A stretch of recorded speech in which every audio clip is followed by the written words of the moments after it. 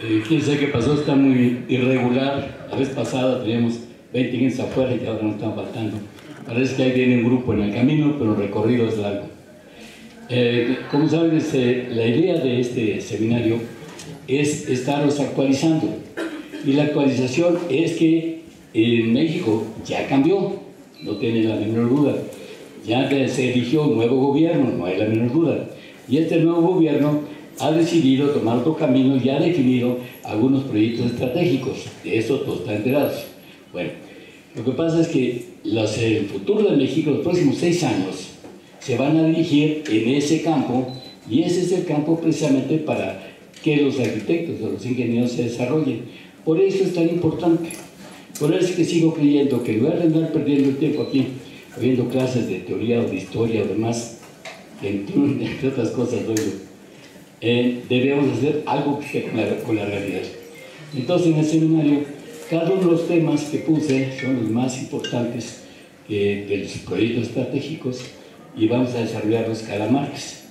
La semana pasada, como vieron, el tema de vivienda, y ahora pues es el estelar, porque para mí, que ya soy un teto viejo, resulta que sigo siendo amigo del que fue mi maestro, el que fue mi guía, y que probablemente sea el arquitecto vivo más importante en México por su papel, que ha manejado prácticamente todo.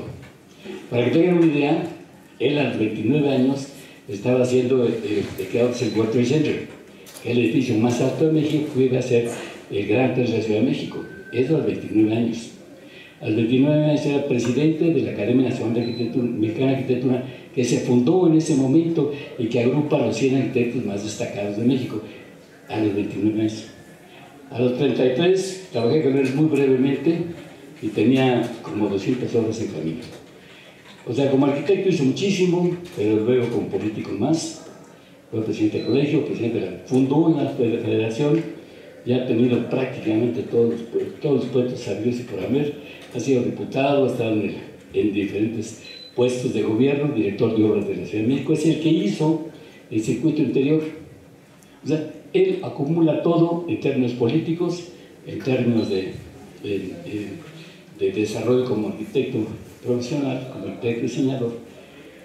Y tengo verdaderamente el placer de presentarlo, porque es, además de todo, es mi mejor amigo, mi admiradísimo amigo. Entonces va a hablar sobre el segundo tema que está en la lista, que ustedes pueden ver. Entonces es importante que den continuidad para que tengan un panorama completo. De esto va a ser un libro, y en ese libro va a ser complementado con el de otros arquitectos que ya no cabían en la lista, pero que van a participar con un artículo para formar todo un panorama del futuro de México, de los próximos 6 años que va a pasar. Entonces le cedo el micrófono al arquitecto, el maestro Joaquín Álvarez Ordóñez.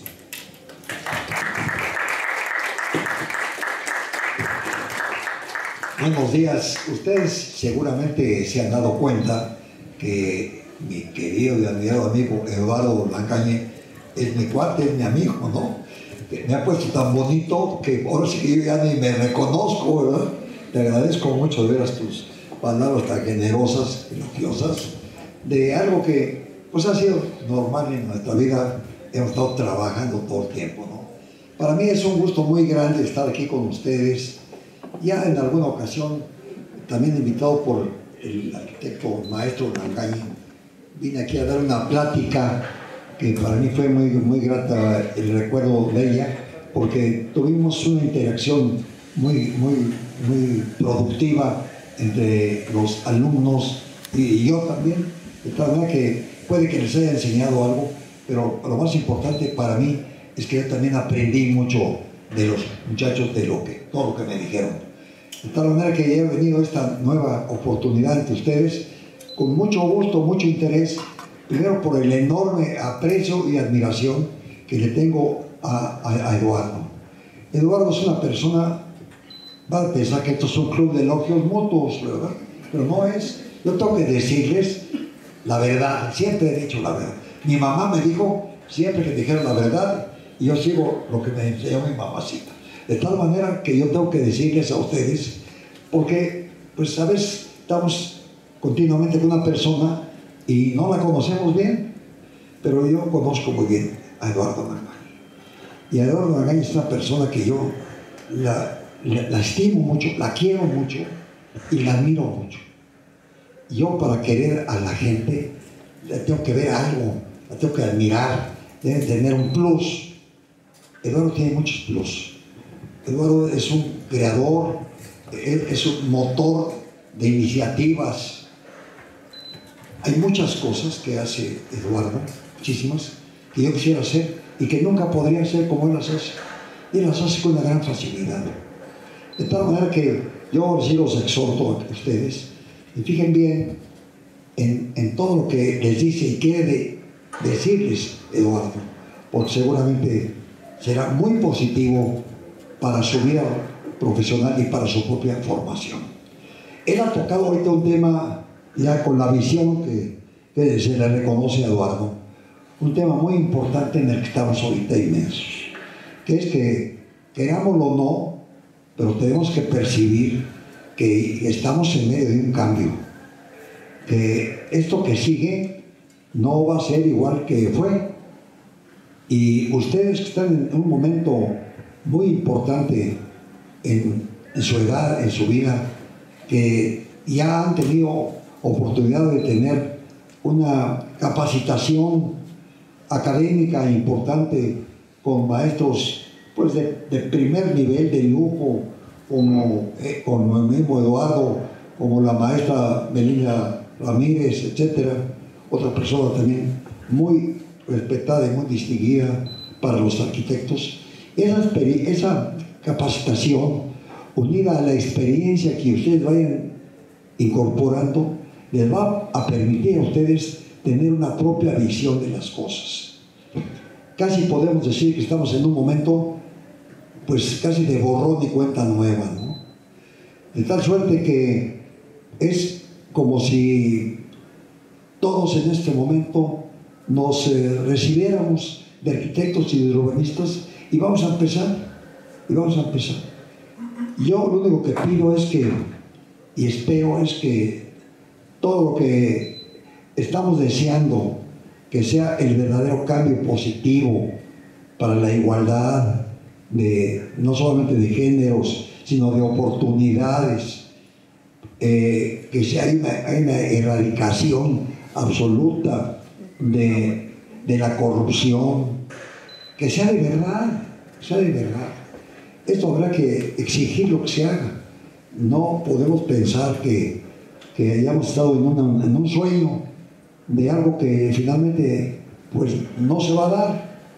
Usted debe tener exigencia con su capacidad, con sus conocimientos, con su juventud, con sus derechos como ciudadanos, como jóvenes, a participar en el cambio y a exigir que se dé realmente como lo espera el pueblo de México. Los mexicanos pidieron un cambio. Queremos un cambio para bien. Esto que voy a decir, me hubiera gustado mucho decirlo y posiblemente le haga yo alguna modificación a este trabajo. Hará un mes, más o menos, tuve la oportunidad, por invitación del Colegio de Ingenieros Civiles de México, de darles una plática a los ingenieros, de dar una plática al consejo directivo. Bueno, para mí fue muy grato que como arquitecto me hubieran invitado nuestros ingenieros, a quienes tengo un gran respeto. El gremio de ingenieros es un gremio muy preparado, es un gremio muy fuerte políticamente, fuerte económicamente. Ellos manejan los grandes proyectos y contratos de las grandes presas, de las grandes carreteras, de la grande obra pública. Yo siempre he dicho que nuestro gremio, cuando me refiero de los arquitectos urbanistas, pues no nos podemos comparar en ese nivel, porque la participación que nosotros tenemos para el desarrollo nacional y que tenemos que luchar porque sea cada vez más amplia, tenemos que luchar porque la arquitectura, sus consecuencias y el urbanismo figuren preeminentemente en la Carta Política Nacional entre los temas prioritarios para la nación, que no es todavía. Y es una lástima porque debían darse cuentan los políticos que el hombre se desarrolla principalmente en la ciudad, y que hay que prestarle todo el interés a las ciudades. Este seminario trata de eso y tratará, pues, en una forma continua de ir más allá y más allá a lo que yo diría la perspectiva del cambio, de qué hemos hecho mal, que hay que corregir, que hay que hacer bien, que no hay que hacer, no hemos hecho y que hay que hacer, qué cosas han parecido que están mal y estuvieron bien, o viceversa. Ponerle todo en su lugar, en el ámbito total de la transparencia, de todo tipo, técnica y económica. Y desde luego esto tiene un concepto muy importante de ética, que es algo que se ha perdido mucho en la actividad profesional y en la actividad pública de México, y que hay que rescatar.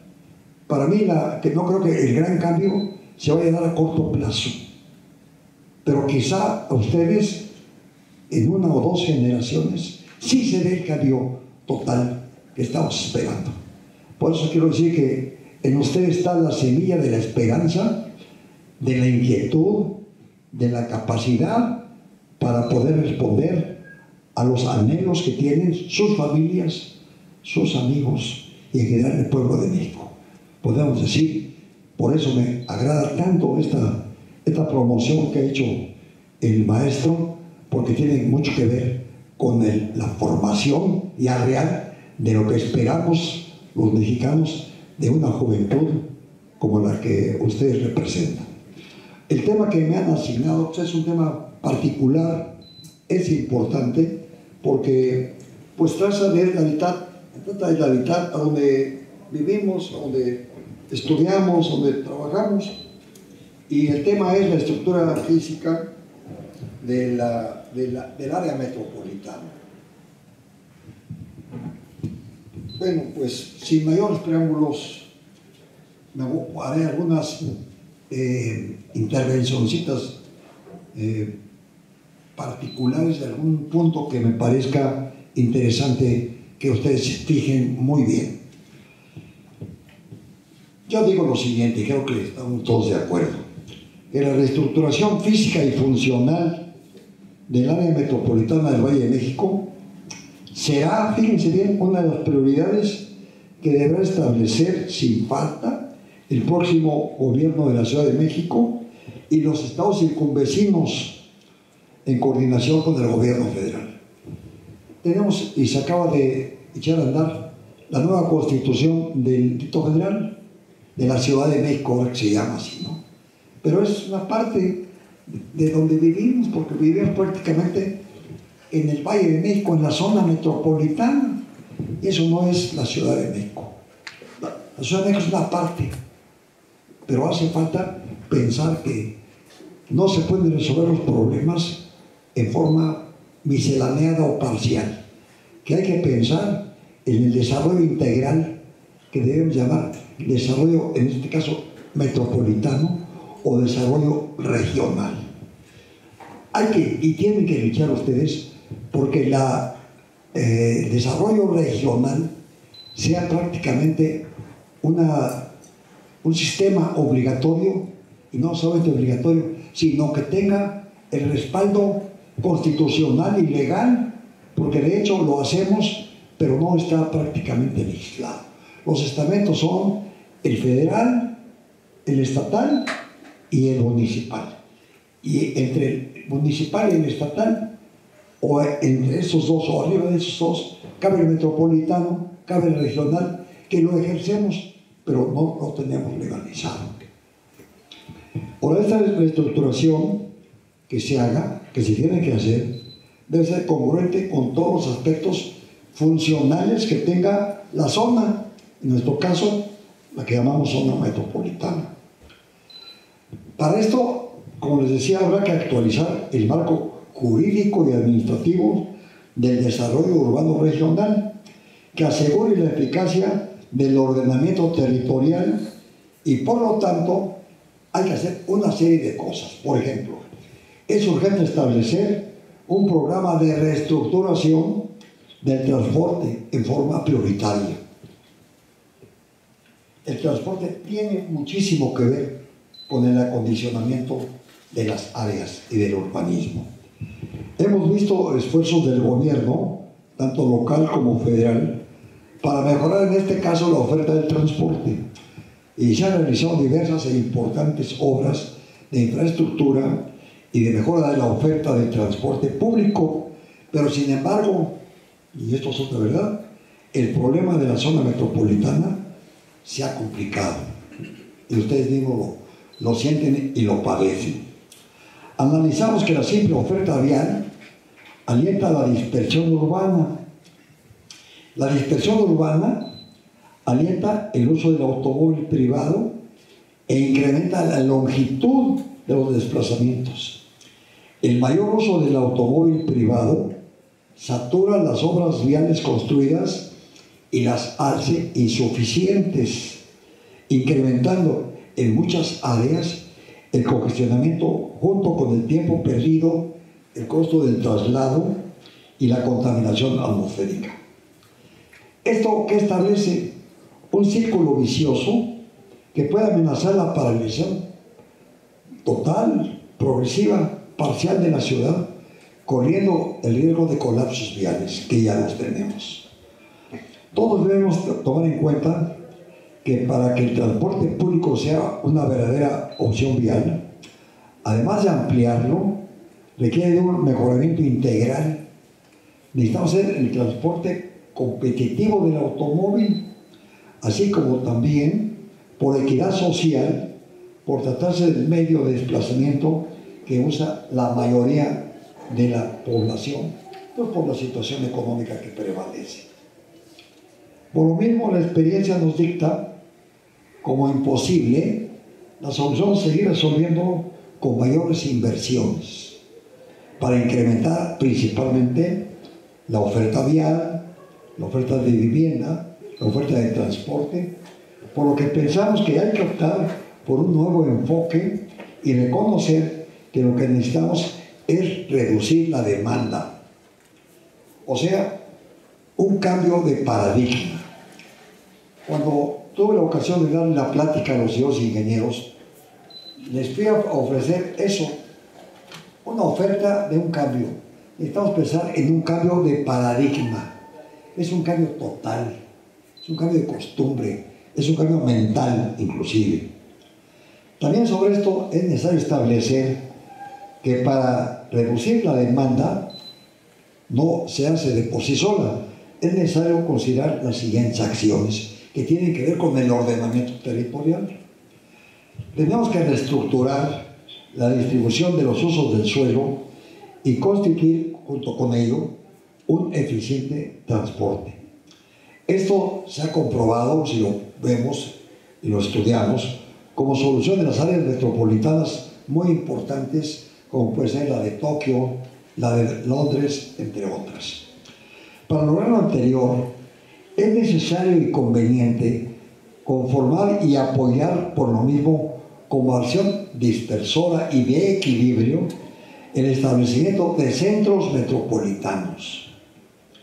Centros metropolitanos de servicios y actividades económicas que estén estratégicamente ubicadas en el área metropolitana y al mismo tiempo articuladas por el sistema de transporte público masivo, que concentren actividades que ofrezcan fuentes de empleo y servicios cercanos a la población para reducir tiempos y distancias en los desplazamientos. Todo esto, si ustedes lo van anotando, lo van viendo y lo van haciendo, se van encontrando que es la forma de acondicionar una ciudad, y una ciudad de carácter metropolitana como es en la que aquí vivimos. Y que ya hay otras muchas más. Dan ejemplos de unas muy importantes como la de Guadalajara, como la de Monterrey, como la de León, todas las que ya existen. Ahora bien, en esta ciudad sería muy conveniente, ¿verdad?, que al pensar en estas áreas metropolitanas con acción dispersora y concentradora y de equilibrio, podríamos establecer, y esa es la teoría que yo tengo, ya lo de 5 centros. Muchos ya casi existen, es cosa de apoyarlos, Ya tenemos los centros que están por la parte norte y la parte sur, ya tenemos fácilmente identificables, 5 por lo menos, que al mismo tiempo están articuladas ya prácticamente por el transporte colectivo y ya concentran actividades a través de muchos casos de centros comerciales, fuentes de empleo y servicios cercanos a la población, para reducir esto que ha sido el problema que tuvo la vivienda en el régimen pasado. Esa que se hicieron millones de viviendas y que todavía creo que existen, no sé cuántas, a lo mejor el maestro sabe, pero creo que existen al menos 1 o 2 millones de viviendas que no se utilizan, que no se habla de ellas inclusive, que las regresaron sus propietarios cuando se dieron cuenta que les costaba más caro el transporte de ellos y su familia que lo que estaban pagando por ir digamos, reduciendo la deuda de su crédito, el pago de la adquisición de su vivienda. Se dieron cuenta que era imposible para ellos. Y por otro lado, la carencia de servicios, de seguridad, no pueden dejar a sus hijos, la carencia de agua, carencia de transporte, unidades. Los desarrolladores cambiaron un poco su criterio. En vez de hacer ciudad, se dedicaron a hacer negocio con terrenos. Y entonces les resultaba muy cómodo, allá lejísimos, comprar un terreno barato y construir una unidad de vivienda y hacer el negocio con el costo, con la diferencia de la vivienda. No resultó.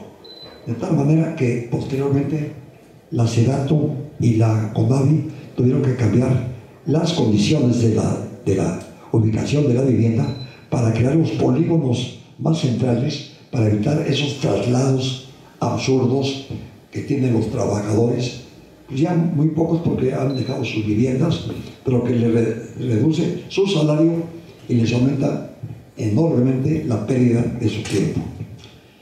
La exigencia obligada de disminuir el transporte privado, reduciendo los costos y los tiempos de traslado, así como esto contribuye definitivamente a abatir el congestionamiento y el abatimiento de los índices de contaminación. Tenemos desde luego que impulsar la concurrencia del sector privado para la constitución y conformación de estos centros de carácter económico, porque deben ser autofinanciables, con la rentabilidad consecuente y con la base en los polígonos de actuación correspondientes que la ciudad tiene perfectamente delimitados. Por otro lado, el gobierno federal, sobre todo los gobiernos estatales, ocupan instalaciones con grandes áreas de terreno, por lo que es necesario racionalizar sus plantas físicas para modernizar y hacer más eficiente y productiva la operación de las mismas, o en todo caso, permitir la reubicación de aquellas instalaciones que convenga y que la requieran en cada uno de los centros metropolitanos con actividad económica. Esto que les menciono, el otro día tuvo mucho que ver con una conferencia que dimos sobre los sismos. Se estaba hablando de, sobre todo de evitar los riesgos de los sismos. Hay atlas de riesgos, etc. Pero llegamos a convenir que con el acondicionamiento urbano, con aplicar el uso del suelo en los lugares adecuados al tipo de servicios, podemos evitar muchos riesgos y muchos problemas. Desde la hora de decir, aquí vamos a hacer el aeropuerto, ¿verdad? Ya debemos saber, estudiar, si realmente se nos va a inundar o qué medidas vamos a tomar para que no se nos inunde. Pero quiero decir con esto que en el acondicionamiento urbano, el uso del suelo y el transporte, pensado ya en esta organización de la metrópoli, podemos abatir mucho el riesgo de muchos servicios, evitar que se ubiquen en lugares que pues a lo mejor fueron cuencas hidráulicas y que dejaron aparentemente de existir, pero que después volvieron a aparecer, porque el agua siempre reconoce, puede tardar 1, 2, 10, 20 años. Y ahorita ustedes pueden ver la televisión, vean lo que está pasando en Michoacán, ¿verdad? Algunas calles que tenían algunos poblados, que en donde nunca existió ni 1 milímetro de agua, y si ahorita ustedes ven, son verdaderos avenidas, ríos. Se ha llevado a la gente, se ha llevado coches, y quizá muchos que viven ahí 50 años, 60, nunca vieron eso, pero el agua volvió a reconocer. Hay que tomar mucho esto en cuenta. Yo vi el caso hace muchos años en Baja California, de un hospital que se hizo en el sur de Baja California, en un llano que dijo el gobernador: aquí se puede hacer, pues, aquí hubo una corriente de agua por mis abuelos, aquí, pero no hay problema. Pues 50 años, una corriente que existió posteriormente se llevó a todo el hospital, se lo llevó, y pues estaba puesto exactamente en el lugar equivocado. Y quizás el que lo proyectó en su vida había visto que ahí había bebido agua, pero hay que hacer investigación de las corrientes ya, porque podemos decir que casi como un dicho, que el agua siempre reconoce, siempre busca, y busca por donde siempre sale. Claro, puede haber algunos casos diferentes, pero es una medida que siempre hay que prever. Donde hubo agua, puede haber agua después, pero en cantidades, vean por favor la televisión. Bueno, es espantoso ver cómo un pueblo que estaba tranquilo se volvió el Nilo, y con una fuerza, velocidad de kilómetros del agua se lleva a la gente, no puede atravesar, se lleva a los coches. Bueno, entonces decimos que desde luego se requiere la reestructuración del sistema total de transporte público a nivel metropolitano, la mejor ubicación de los servicios, hacer todo más confiable, más rentable, más seguro, tratar de dar cobertura a la totalidad del área urbana a través de unir e integrar en un sistema único toda la movilidad posible, uniendo las partes sueltas o aisladas que existan en estos centros, y por lo mismo incluir la construcción de las líneas del metro necesarias para complementar el sistema actual de transporte masivo y la accesibilidad a los centros metropolitanos de actividad económica. Con esto quiero decir que ustedes se pueden analizar, y el día que les toca hacer el plan maestro de una ciudad, vean ustedes la cantidad de calles o avenidas que no llevan a ningún lugar, que no están conectadas unas con otras. E inclusive, yo recuerdo en algún caso que analizamos la cantidad de calles que había asfaltadas y que no estaban terminadas, y nos pusimos a estudiar un plan de cómo incorporar unas con otras para formar los sistemas de vialidad, con muchas cosas que llevaban 5, 10, 15 años, calles que se sentían como cerradas, que había que regresar, y que lo que hacía falta a lo mejor nada más era prolongarla 1 o 2 cuadras para juntarla con otras y crear un sistema local, pero un sistema dispersor. Todo esto hay que tomar en cuenta con, pues claro, la actividad usual que ustedes vayan teniendo en la realidad, les va dando toda este conocimiento, toda esta, digamos, experiencia que les permite visualizar con mayor cuidado cómo debe acondicionarse un área urbana. Simultáneamente debemos establecer un proceso selectivo y racional de las obras viales que permitan la operación más eficiente del transporte público de superficie, la modernización del propio equipo rodante, la construcción y rehabilitación de espacios públicos es muy importante. Se ha hecho un gran trabajo últimamente en la habilitación de espacios de bienestar, que son los espacios públicos por donde transitamos y que si se les atiende, si se les mejora, si se les acondiciona, pueden ser muy útiles espacios de esparcimiento para personas de la tercera edad, para niños, etc. Y es lo importante junto con esto, estudiar muy bien los sistemas de circulación peatonal y de ciclistas, como ahora ya se está viendo en la Ciudad de México, incluyendo, sin descuidar tampoco esto, la construcción y mejoramiento de algunos pasos a desnivel y paraderos y terminales debidamente señalizados, integrando los puntos y centros de transferencia modal con el sistema de ciclopistas, de taxis y de transporte foráneo.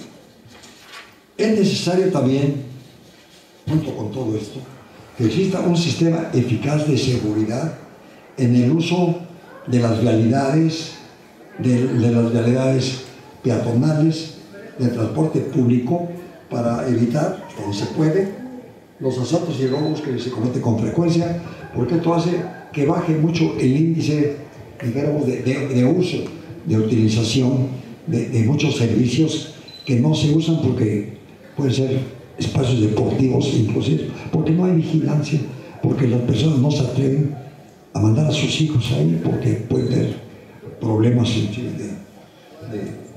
de todo tipo. Ahora bien, debemos promover a donde se pueda, y esto puede ser novedoso, un sistema de relocalización de vivienda para acercar el lugar de residencia de la gente con su centro de trabajo. Hace mucho que hemos estado pidiendo esto, parece que el Infonavit tiene ya un programita en ese sentido, es que esto se puede llevar a través de un sistema de intercambio compensado o a través de permutas que se deben de estimular. Si no se estimulan, no se hace, principalmente por las instituciones que proveen la vivienda, como los que acabo de mencionar, los que dependen de Fobiste, de Fonatur, etc., así como de inmobiliarias e hipotecarias. Para poder ordenar la ciudad debidamente, tenemos forzosamente que establecer cambios en el uso del suelo y aplicar estrategias políticas de diversificación urbana, sobre todo en zonas con servicios de transporte y con comercios ya establecidos. Promover y apoyar el uso racional de la comunicación como sustituto, ya sea por teléfono, por celular, por telex o por computadoras o a través del propio correo o mails. Esto es parte también de la ordenación de la ciudad. Hubo épocas que se pensó, bueno, y es normal, ahora es más fácil. Es más fácil echar un telefonazo para arreglar un asunto que ir a visitar a una persona. Y teníamos la costumbre que seguir a tratar. Y ahora casi todo se hace telefónicamente, ¿verdad? Casi no necesita usted ir a un banco ni para depositar, ni para cobrar un cheque, ni para hacer igual su saldo. Todo lo pueden arreglar por su computadora, por su teléfono. Esto no existía hace 20 años. Había que ir, había que usar el transporte, había que caminar. Y esto es una baja de transporte. Se usa la comunicación muy diversa que existe y no necesariamente el uso del automóvil o del transporte. Luego, por último, tendríamos que tener programas de información para incentivar la participación responsable de la gente, porque luego la gente no se entera de lo que existe y de las soluciones de tipo metropolitano que cada vez más va a haber que incorporar, y eso le va a tocar mucho a ustedes. Hay un tema que le decía yo al maestro, por último, que no lo... pues se me pasó realmente, pero que tiene que ver mucho con la ordenación urbana, con lo que sucede en la ciudad. Últimamente nos hemos estado acostumbrando, lamentablemente, a que la ciudad se nos está inundando en muchas partes. Las autoridades se defienden diciendo, no, son encharcamientos. Pues cada vez que llueve se hacen encharcamientos de 1 metro, ¿verdad? Que no pasa, ni Dios Padre pasa por allí, ¿verdad? Entonces, yo recuerdo, y ya lo digo aquí el maestro, yo tuve a mi cargo, entre otras cosas, el manejo de la ciudad. Yo fui director general de Obras Públicas. Y también esto hizo para mí y hace que sea yo un estudioso de la ciudad. Yo realmente, el libro más importante que tengo para estudiar diario es la ciudad, y que pues veo con tristeza, a veces con molestia, de cantidad de cosas que no se hacen. Digo, ¿por qué en los lugares donde dicen que hay encharcamientos no hacen lo que hicimos en nuestra época, que se llaman tanques de tormenta? Cuando había un encharcamiento grande, lo que podíamos hacer era poner abajo, a un lado, una de grandes, digamos, tinajas vacías, para que el agua que está sobrando, allí se vaya, allí se almacene. Y luego esa agua, ya que pasó el aguacero, una se fue por el drenaje y otra se filtró a los tanques de tormenta. La empiezas a soltar con bombeo poco a poco y nuevamente al drenaje, sin tener que aumentar el grueso. En muchos lugares hay que poner nuevas líneas, ¿no? Pero a donde ya existen, ni siquiera tenemos que aumentar el grueso. ¿Por qué? Porque lo que no cabe es el torrente al mismo tiempo para desahogarse. Pero si le damos tiempo, esto se puede hacer sin inundaciones, sin charcos. El agua se filtra, está almacenada y luego se empieza a soltar y se va diluyendo en el propio drenaje y se evita el encharcamiento. Yo voy a tocar ese punto porque no lo escribí aquí, pero me parece que es algo, pues es muy usual y digamos, ya es tan cotidiano que ya no le damos importancia. Pero vean la cantidad de gentes que no llegan a tiempo a su trabajo, y sobre todo en las noches se quedan atorados en las calles, en las avenidas, abajo del pozo de desnivel. Y ya sabemos a dónde se inunda. Toda la ciudad lo sabe, el gobierno lo sabe. Digo, ¿por qué no se dedican? Y inclusive se podría decir hasta un plano de ubicación de dónde hay que construir estos tanques de tormenta que aliviarían completamente el problema de las inundaciones de la ciudad. Finalmente podemos concluir como un desideratum de todo lo que mencioné. Es necesario el cambio de paradigmas para reducir la demanda. ¿Estamos de acuerdo? Que no nada más es construir, no, que hay que reducir el número de personas que demandan el servicio, buscándole cómo hacerlo para que baje la demanda. Es mucho más barato y efectivo que resolver el problema con más obras, que alentar el uso del automóvil y por lo menos la dispersión urbana, que incrementa la movilidad y como se ha venido haciendo por costumbre ya en los últimos años. La movilidad no tiene límite. Favorece el mejoramiento de la población, sobre todo la de menores ingresos, que es la mayoritaria, lamentable y desgraciadamente todavía, a más oportunidades de desarrollo. Al reducir los tiempos de desplazamiento, que propicia el ahorro de tiempo y permite el desarrollo familiar, con mejores oportunidades de ingreso, de educación y de bienestar cultural y físico. Son todas las ventajas que tiene acondicionar bien la ciudad. A la gente le sobraría tiempo para estudiar, para descansar, para estar con su familia, para tener otro trabajo. Si hacemos cuenta de los millones de horas hombre perdido, es una cantidad que asusta. Y todo se refleja que son costos. Todo finalmente se refleja en dinero. Porque el tiempo, pues el tiempo es dinero. Prácticamente es un dicho común. ¿Querías decir algo? Bueno. Entonces finalmente, todo lo que hemos dicho, ¿para qué sirve?